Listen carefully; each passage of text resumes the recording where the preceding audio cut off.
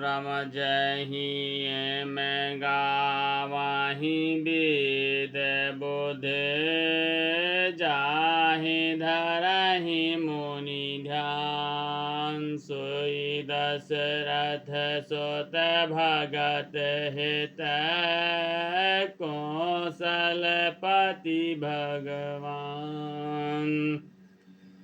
जिसका वेद और पंडित इस प्रकार वर्णन करते हैं और मुनि जिसका ध्यान धरते हैं, वही दशरथ नंदन भक्तों के हितकारी अयोध्या के स्वामी भगवान श्री रामचंद्र जी हैं। काशी मारत जंतु अवलोकी जासु नाम बल करौ बिसु की सोई प्रभु मोर चराचर स्वामी रघुवर सब और अंतर जामी। जिसका वेद और पंडित इस प्रकार वर्णन करते हैं और मुनि जिनका ध्यान रखते हैं, वही दशरथ नंदन भक्तों के हितकारी अयोध्या स्वामी भगवान श्री रामचंद्र जी हैं। हे पार्वती जी, जिनके नाम के बल से काशी में मरते हुए प्राणी को देखकर मैं उसे राम मंत्र देकर शोक रहित कर देता हूँ, मुक्त कर देता हूँ, वही मेरे प्रभु रघुश्रेष्ठ श्री रामचंद्र जी जड़ चेतन के स्वामी और सबके हृदय के भीतर की जानने वाले हैं।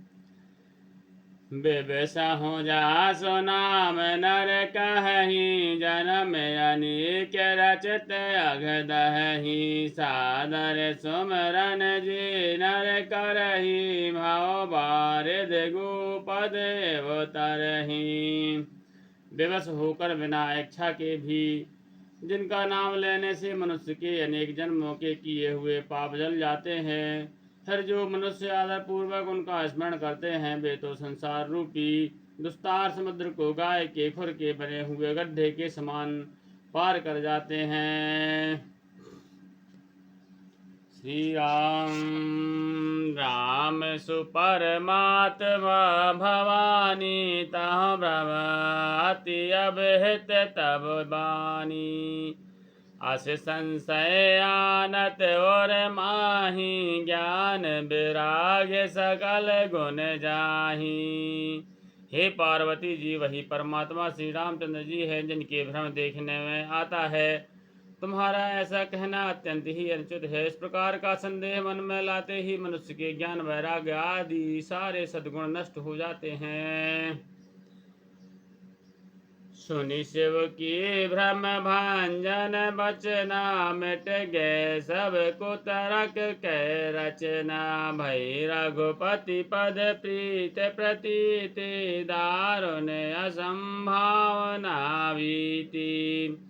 शिव जी के भ्रमनाशक वचनों को सुनकर पार्वती जी के सब कुतर्कों की रचना मिट गई। श्री रघुनाथ जी के चरणों में उनका प्रेम और विश्वास हो गया और कठिन असंभावना जिनकी होना संभव नहीं है, ऐसी मिथ्या कल्पना जाती रही।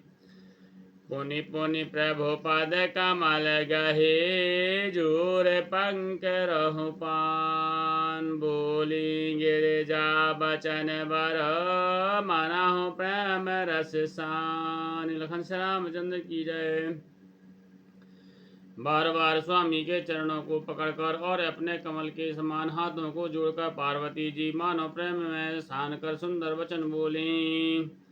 शशिकर सम सुन गिरा तुम्हारी मिटा मोह सरदा तप भारी तम कृपाल सब संशय हरऊ राम स्वरूप जाने मोहि परऊ। आपकी चंद्रमा की किरणों के समान शीतल वाणी सुनकर मेरा अज्ञान शरद ऋतु के कुमार की धूप भारी ताप मिट गया है। कृपालु, आपने मेरा सब संदेह हर लिया। अब श्री रामचंद्र जी का यथार्थ स्वरूप मेरी समझ में आ गया।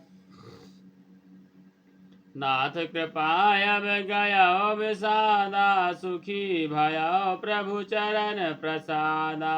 अब मोहि आपन किंकर जानी तजदपि सहज जड़ नारी अयानी। हे नाथ, आपकी कृपा से अब मेरा विषाद जाता रहा और आपके चरणों में अनुग्रह से मैं सुखी हो गया। यद्यपि सुखी हो गई। पार्वती जी कहती हैं शिव जी से, यद्यपि मैं स्त्री होने के कारण स्वभाव से ही मूर्ख और ज्ञानहीन हूँ, तो भी अब आप मुझे अपनी दासी जानकर प्रथम जो मैं पूछा सोई कहो, जो मोह पर प्रसन्न प्रभु हो। राम ब्रह्म चिन्मय अविनाशी, सर्व रहत सब और पुरवासी। हे प्रभु, यदि आप मुझ पर प्रसन्न हैं तो जो बात मैंने पहले पूछी थी वही कहिए। यह सत्य है कि श्री रामचंद्र जी ब्रह्म हैं, चिन्मय ज्ञान स्वरूप हैं, अविनाशी हैं, सबसे रहित और सबके हृदय स्वरूपी नगरी में निवास करने वाले हैं। नाथ धर्यो नर तन कहि हेतु, मोहि समझाए कहो व्रस केतु। माँ बचन सुन परम विनीता, राम कथा पर प्रीत पुनीता।